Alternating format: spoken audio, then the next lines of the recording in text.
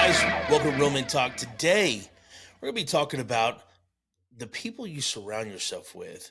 I don't know if you guys have ever been in a situation where you're just exhausted. You seem like you're just fighting continuously all the time, over and over, one battle after another, and you just seem to be exhausted. Well, we would really like to ask you this simple question: are your arms tired yet?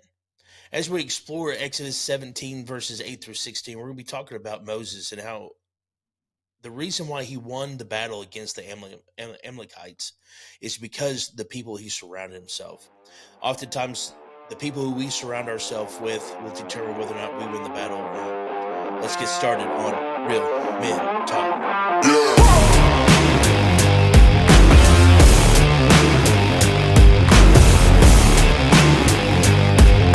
Welcome to Real Man Talk, discussing the tough issues facing men and their families every day. Here's Anthony Curnutt and Carla Sau. All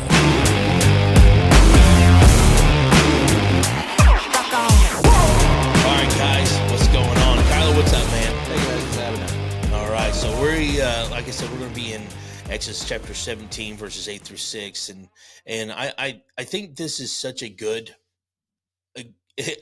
episode. I was telling Kyler for right now, this is such a good discussion, and I think it's important right now because the holiday seasons often is chaotic. It's hard for people at times, or it is for us. See, we've got, especially now that we have kids that are moved out, right? Mm-hmm. We got one in Springfield, so we're trying to juggle him, one that's married now and trying to figure out times to, just line everything up and trying to, so on and so forth. There's a lot of variables that go in there. Thanksgiving was phenomenal, right? We just come out of and we get to spend lots of time with them, but trying to make sure all your Christmas gifts are bought and all the chaos of trying to make sure all your bills are paid on top of it. And when you have as many kids as we do, Kyler, Too many. I was thinking about that. We have 11 kids between the two of us. Yeah, that's all of our picks for a team. That's it. That's it. And some of them we may not get because at the park department we only give you 4, so one kid's left out. One kid's left out. That's funny, but yeah, man, it's great. And so, as we go through and we are fighting these battles, my particular family has been going through, it seems like just one series of a fight after another and another and another. And it can be so exhausting. We know that God is good, right? We know that he is always faithful. And he will never let us down, right? That's not the point. But the point is that God also gives us wisdom. And the people that we surround ourselves with is part of that wisdom, right? Yes. Is part of the tools that he gives us to be able to fight spiritually, to be able to go the distance, you could say, in the battles, right? And so here in Exodus chapter 17, I'm going to let Kyler read it, but It's only because it has big words. only because that's exactly right. I tell him, I was like, you better be ready. You're going to read this. There's not even that many big words. Nah, go ahead and run through that. It's only a few verses there. Yeah. So we're doing Exodus 17, 8 through 16, and it says, At Rephidim, Amalek came and fought against Israel. Moses said to Joshua, Select some men for us and go fight against Amalek. Tomorrow I will stand on the hilltop with God's staff in my hand. Joshua did as Moses had told him and fought against Amalek while Moses, Aaron, and Hur went up to the top of the hill. While Moses held up his hand, Israel prevailed. But whenever he put his hand down, Amalek prevailed. When Moses' hands grew weary, they took a stone and put it under him, and he sat down on top of it. Then Aaron and Hur supported his hands, one on one side and one on the other side, so that his hands remained steady until the sun went down. So Joshua defeated Amalek and his army with the sword. Then the Lord said to Moses, Write this down on a scroll as a reminder, and recite it to Joshua. I will completely blot out the memory of Amalek under the heavens. And Moses built an altar and named it, The Lord is my banner. He said, Indeed, my hand is lifted up toward the Lord's throne. The Lord will be at war with Amalek for generation to generation. Yeah, man, that's good. That's good. And you want to know something that's wild? This Rephidim, right? This place that they were at. You know what that word means?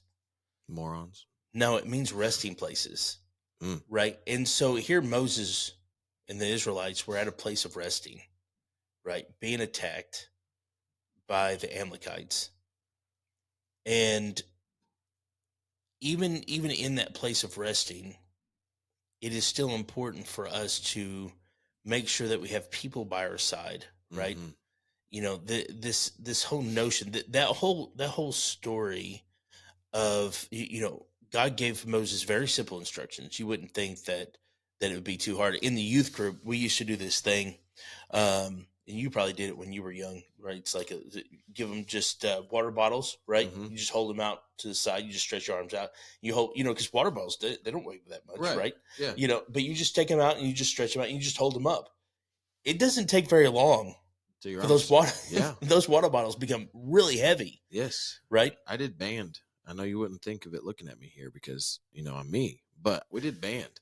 And when we left trash on the band field, we did arm circles for days. Oh my And I'm like, goodness. it was like 10 or 20 arm circles per piece of trash that they had to pick up for themselves. And there was one time we did 500 arm circles. Oh my And they just goodness. kept going. My arms were tired. But you did it while holding your instrument. You didn't just get to put down your instrument. No, you held your instrument and did arm circles all at the same time. That's Now, awesome. if you're a flute, you got to put it down because what's the difference? You're a flute, so Right. it's like 5 ounces maybe. But I was like, dang. But when you think about it, even any type of resistance on your arms is going to get tired. Yes. Have you ever seen those guys who just hang there and they do like the pull up or the bar challenge where they just hold their arms there? Yes. Most last like 2 minutes. That's Right. it. They don't last very much longer than that. And then after that, they're like, I'm done. And then their arms like, I'm dead. My arms are dead. My arms are dead. Think about it. This battle, it went on. Yeah. I don't know. Does it have a time in here? I don't think it does. But even if it would have lasted, 30 minutes, right? Yeah. An hour, right? It would not have taken very long for Moses, right? So you look at what the instructions that God gave him, Mm-hmm. they can seem kind of, menial, right? Okay, so I'm going to hold up my staff, no big deal, Yeah. right? You get 2 minutes into it and you're like, this is, of course, Moses was probably a beast, but 5 minutes into it and it's like, this is going to be more challenging than what I thought, Yeah. and how many times have we gone into, and I do this all the time, right? Because I always underestimate the things that I'm going to do. But how many times does God give us instructions? We're like, oh yeah, this is going to be, I've got this in the bag, right? And we go to do it, and it's like, this is not what I thought it was going to be, right? This is so much harder. Oh yeah. One time, just funny story. One time, my wife and I, the very first house that we bought, we had a one bathroom, right? And it was falling apart. It was that way when we bought it and stuff. We were like, we're going to remodel this bathroom. I was like, I'm going to remodel this bathroom in a weekend. I was like, I can do this. No big deal, right? It's not that big of a bathroom. Dude, 3 months for it to be completely done. No. I'll never remodel another bathroom ever again. ever. But No. that's just a funny story, but Right. But it takes a lot of endurance and a lot of persistence to make it through even the smallest bathroom remodel. Yes. Because when you're doing this, think about it. So this article that I was reading here, a couple of articles that said this, was that in Exodus 7, okay, we're in Exodus 17. Exodus 7, he was 80 years old. So think about an 80-year-old person. Let's just say he's the same age still. Right. Okay. Between Exodus 7 to Exodus 17. Probably not the case, but we'll just kicks and giggles. We're going to go 80. Imagine your 80-year-old grandpa going to the top of a mountain. Okay. He only lives to be 120. So he's over halfway there. 80 years old. He has to hold his arms up in the air. Think of this. And they age differently back in the Bible, I'm sure. Right. I'm sure Moses is a beast. Yeah, he's still like hurling stones at everybody and everything else too. But an 80-year-old man up at the top of this mountain holding his up, and he knows that the fate of the Israelites is in his hands at this point in time. All that weight. Okay, so not only is he feeling the physical weight of his arms, he's feeling the weight of the whole Israelite nation coming down on him, saying, if I drop my arms, we're dead. we're Right. toast. We can't. How many of us have ever felt that? Yeah. And You know, anytime men fail, I think we feel that way. I know we feel that way. 100%. Yeah. Yeah. Is I failed, so now what else is going to fail? Right. Because I did this wrong. I mean, my mind, I'm that person that if I mess up or do one thing, it replays my mind 1,000 No. times Yes. I'm the same until way. I can't do it anymore, and then I have to like, God, I need you to take this because I can't do it anymore. Because Yeah. I will, and it's always things I can't change, but the Right. devil knows I can't change it, so he's going to put it there all the time, and that's the hard part. I mean, when in this verse when he's talking about it, it says, what did it say? Where was that here? When Moses' hands grew heavy, they Hmm. took a stone and put it under him. They added that he had those friends, Moses, Aaron, and Hur. He had those friends though in those situations when he was being reminded constantly that the weight of his arms were tiring, that the weight of the situation was on him, that he had these friends that he didn't have to say anything to. I don't ever see in this passage, which we don't get behind the scenes, we get the observer point of view here, but I don't ever see him turn into his friends and be like, "Yo, guys, I Yeah. need help at this point in time." There's Right. like we know he's getting tired. We got to step into action. Right. And they threw up this heavy stone. They took it, put it under him, and sat him down. And then they helped support him. And I mean, when we go through these situations, that's the people that we need around us. That's the Yes. people that we have to have Oh, around us goodness. because they understand the pressure. They understand the intentions. They understand the importance behind us winning that battle. Right. And that's the hard part. I gotta go Oh ahead. man. Yeah. And that key point right there is they understood the importance of the battle. Mm-hmm. Right. S- the people you choose around you can make or break it. I mean, think about it, if they would have if he would have just had just some punk, right? You Right. know, around them that or maybe not even a punk, maybe just somebody who w- did not value the situation as important as he did, Right. right? If we do not surround ourselves with people who are um, or like-minded Yes. as we are, right, that understand the importance of our battle, right, Mm-hmm. just as we understand the importance of their battle, right. So this goes back to, the thing that I always talk about, Peter, or the Paul and the Timothy, right. Mm-hmm. Everybody needs a Paul, everybody needs a Timothy, but everybody also needs a Barnabas in their life, right. A friend, a confidant. Moses needed Aaron and Hur in this situation to be able to understand that, hey, if our lives, our livelihood, our children, our wives, are are at stake, Yeah. if we do not grasp a hold of the importance of this situation right here, Yeah. right. I agree. You didn't see him anywhere in here turn around and be like, hey Joshua, will you go, or hey Aaron, will you go get me a rock to sit on, or hey, will you hold up my arms? They understood that, they seen him, the heaviness of the situation. Yes. And we often just, we feel that, every man feels that heaviness. No, Yes. no man will ever get out of it. If you have a wife, if you have children, my son just got married not too long ago, and we were just having a conversation about something that had happened in his life. He said this is hitting me so much harder now. He said, it's weird. I said, but you have to understand, that's the responsibility that's hitting you. Yeah. You understand now, it's not just about you anymore. Mm-mm. You have somebody who's dependent upon you. Right. I said, you are feeling the weight of a man, Mm-hmm. right? And we carry that weight, but oftentimes we try to carry that weight alone. And God, I don't think God ever expects us to carry that weight alone. Yeah. He doesn't. Yes, there are things that are detailed to us, right? But that doesn't mean that we don't have people around us that hey, you're at stake, right? Right. You're what you're going through is serious. I understand the severity of what you're going through. Let me hold up your arms. I cannot hold the staff for you. Right. That's your staff, Yeah. right? Yes. But I This can is your hold up your battle, arms. but I Yeah, can help you. that's exactly right. And man, we need people like that in our lives. Every single one of us need people like that in our lives Yes. to to hold us up, to understand. They may not be able to fight that battle for us, but they will hold up our arms. Yes. We're going to take a little break. When we come back, we're going to continue talking about Are your arms tired yet? We'll be right back after this. I think we'd be great radio hosts. Oh, 100%. Listen, I thought about it the other day.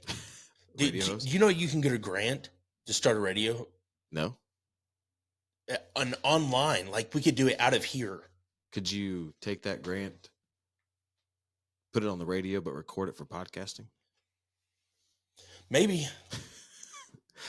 Gray lines here. Right. Just saying. I agree. Because we'll just record everything we say, turn it into a podcast, put it on the podcast. Right. Well, I mean, Did you randomly just have this epiphany? Like, what's it like to be a radio host? No, so I know a couple guys who own radio stations, right? One of them does it all online.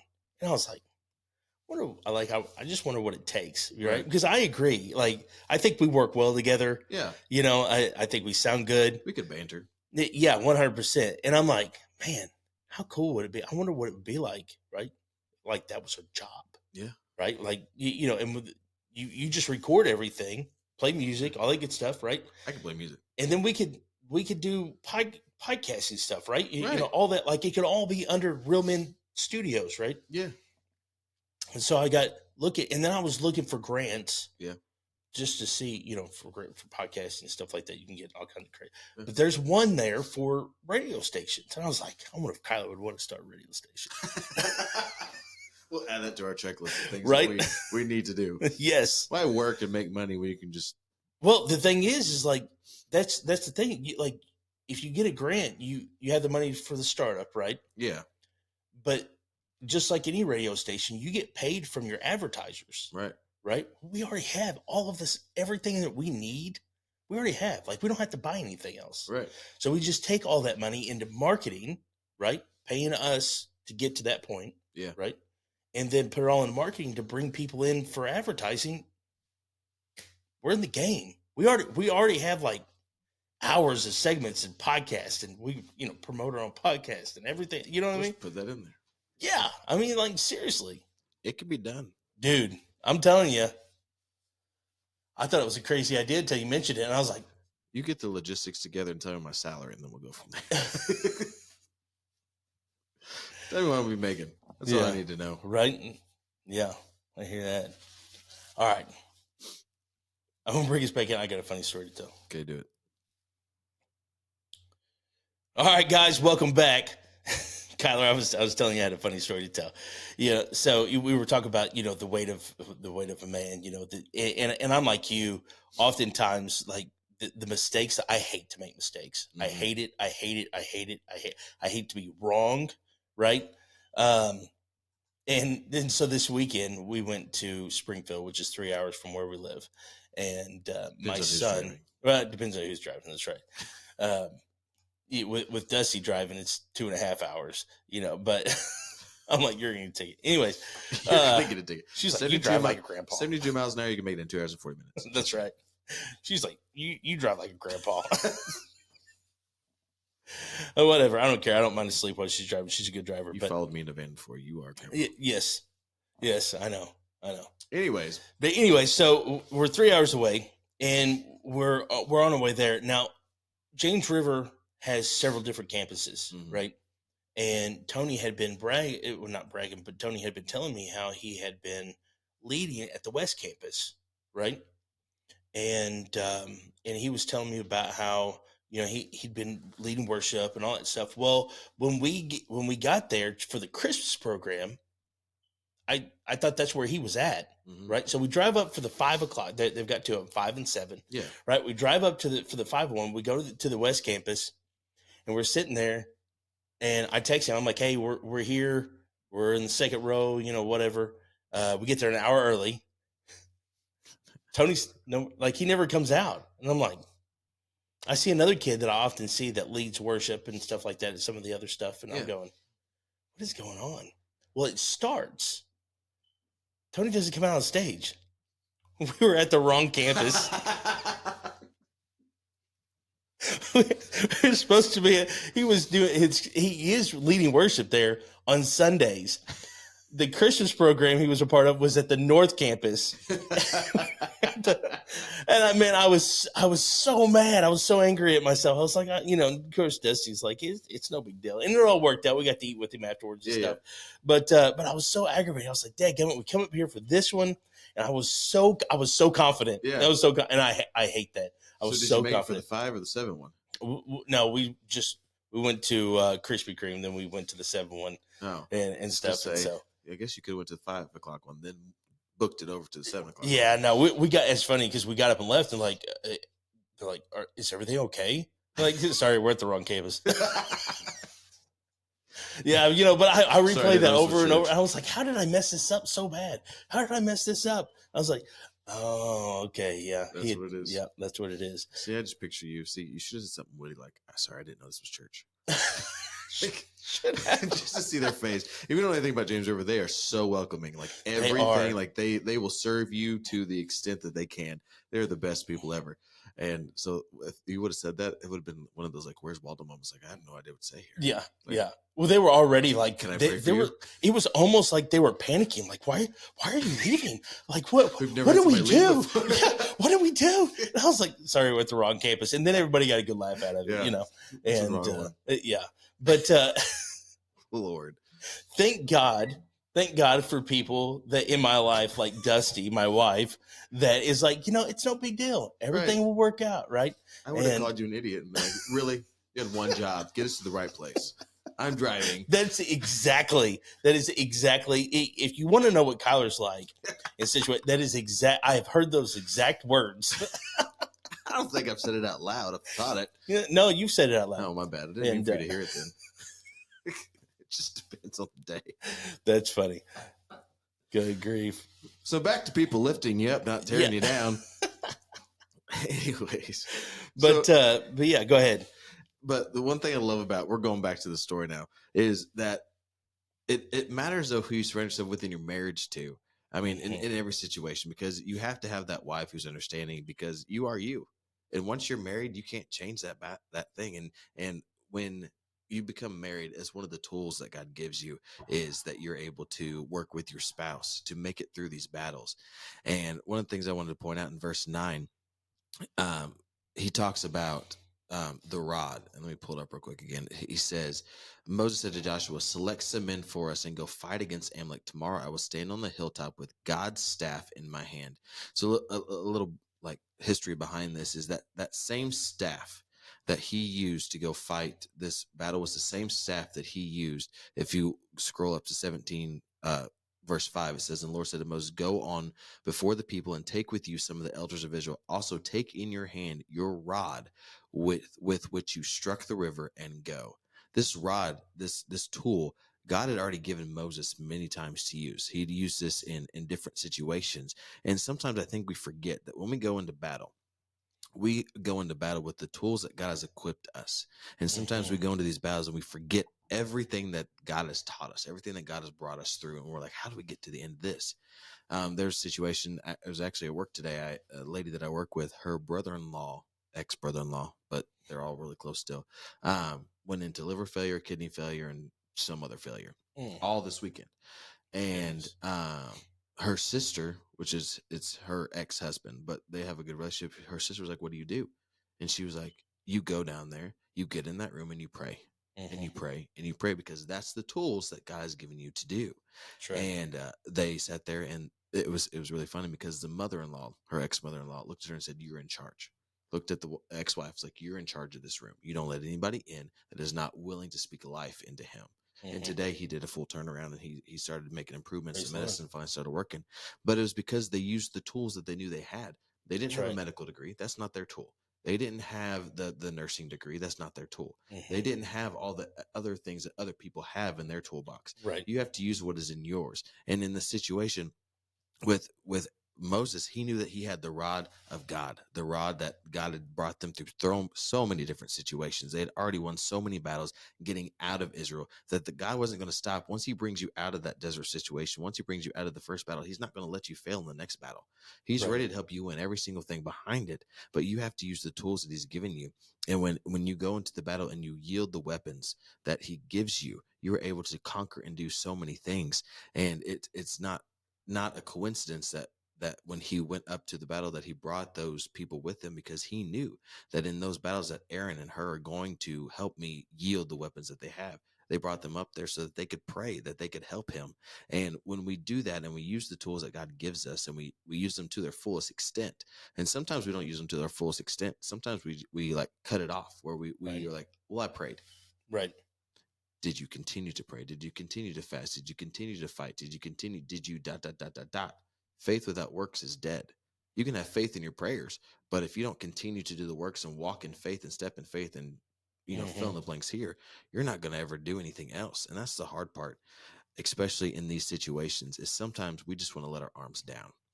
We just want to stop and we want to say, God, I give it to you. And that's it. Right. We stop right there and we're like, I gave it to God. It's his battle. Right. And sometimes, I was having a conversation with a guy today.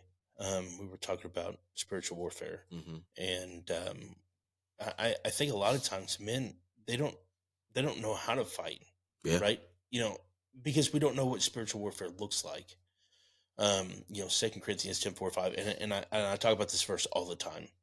It talks about bringing every thought underneath the captivity of Jesus Christ. And this is my favorite set of verses because it teaches me, right? It teaches me how to fight. Well, if somebody can barge it into your house right now, right? What are you going to do? You're going to fight. Fight or flight's going to come over. Yeah. You as a man, you're going to do whatever you can to protect your family, right? Yeah, exactly. But at the same time, spiritually, as men, we're allowing things into our house that is killing our family. Oh yeah. Spiritually. And we can't see it because we are unaware and we do not know how to fight those battles, right? Yes. And Moses' place wasn't down on the field. Joshua's place was down on the field. Right. Right. Moses' place was to hold up that staff. He was to cover the field, right? Yes. That's what his job was. Yes. Oftentimes we as men, we don't know what our job is even supposed to be, what it looks like, right? We don't understand that, hey, if I drop this ball, right, my family is at stake. Yes. Right? If I put my arms down, my family's at stake. And when you come to that realization, you will do whatever it takes to make sure that you're able to keep your arms up, right? Yes. If you understand that if you put your arms down, Moses understood. It talks about it here. It says, when Moses held up his hand, Israel prevailed. But when he put his hand down, Amalek prevailed, right? Yes. He found that out the hard way. You know what I'm saying? Because I was thinking about this. You can't just he didn't put his hand down for like 30 seconds and notice that they were winning. No. Right? People died in between. Yeah. In between crap. Right. They're like, oh my gosh, they're getting closer. There are Israelites that are dying. Right. I did that. That's my fault. Yeah. Right. And then he begins to see the severity of his actions. Right. Okay, so if I want to keep my family alive, if I want to keep the Israelites alive, they are dependent on me to do what God asked me to do, right? And hold up the staff. We have to know how to fight spiritually. Yes. We have to.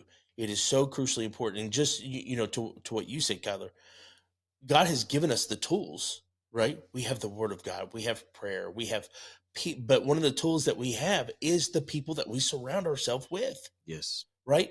Moses could not have held that staff up on his own, even though it was the tool that he needed. Yes. Right? He could not have held that staff up and went and got that rock that he sat down on. No. Right? Yeah. The people, the tools, and I don't even really like to use it. I really like to use the word tools when I'm talking about people, but you get what I'm talking about. Right. He equips us with things and that includes the people we surround ourselves with. Right. When we reject those and we decide to just hold everything in together, right? We just hold, just be like, well, this is my battle. This isn't for anybody else.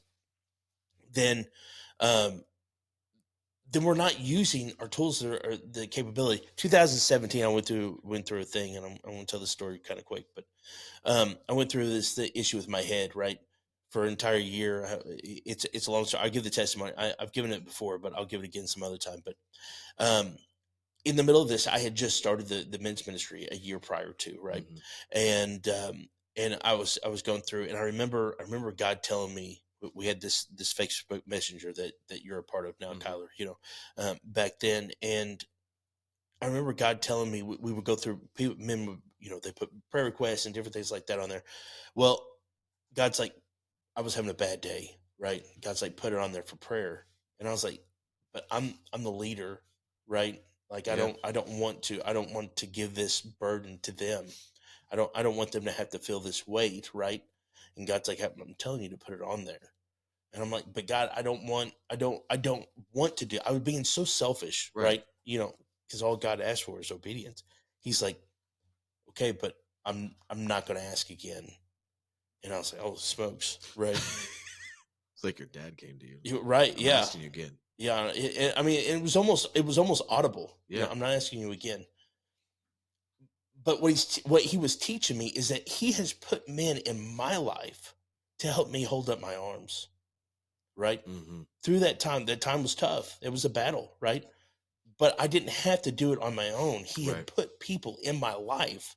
I was not using them, Right. right? I was not leaning on them the way that I should have. God's Yes. like, hey, I'm trying to teach you something here, Yes. you know? Yes. And we have to remember that no battle was ever fought alone. I Right. mean, That's right. take away David and Goliath. Okay, that was just a one-on-one conflict Right. there. But no battle was ever won alone. I mean, even Gideon took 300 men with him. I mean, Hmm. it was less than he wanted, but there was 300 men there behind Right. you. I mean, no battle that in history that I've ever known of, okay, ever read about, ever seen, okay. So, and I'm not saying that I know everything, but no battle has ever been conquered alone. No place that will take you.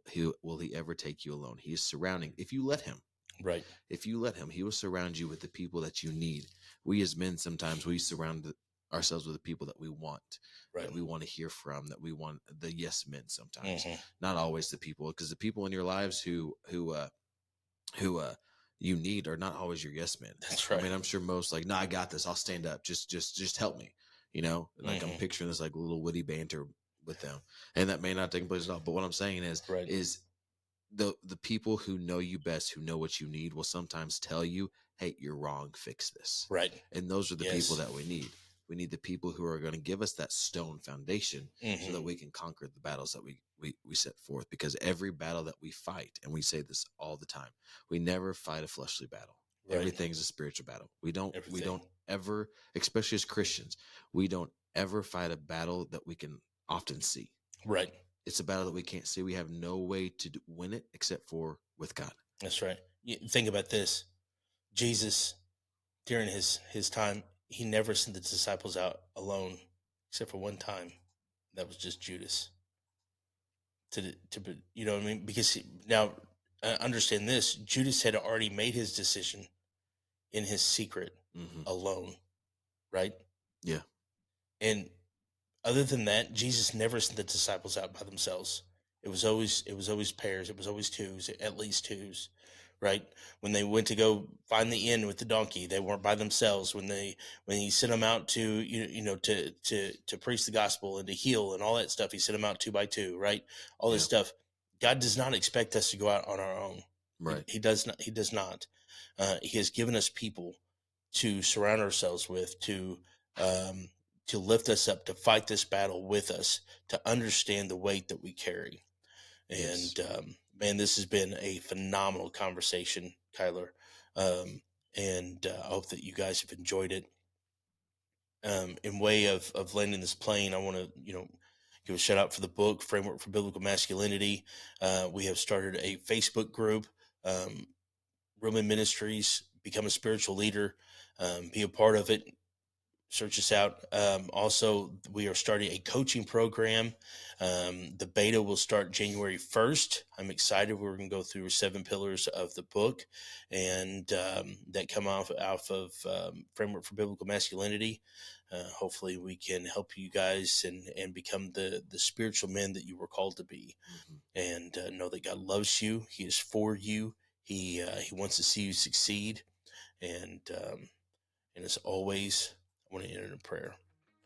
Holy Spirit, teach us to be leaders of our homes, of our communities, and of our churches. Teach us to be godly, courageous men. In Jesus' name, amen.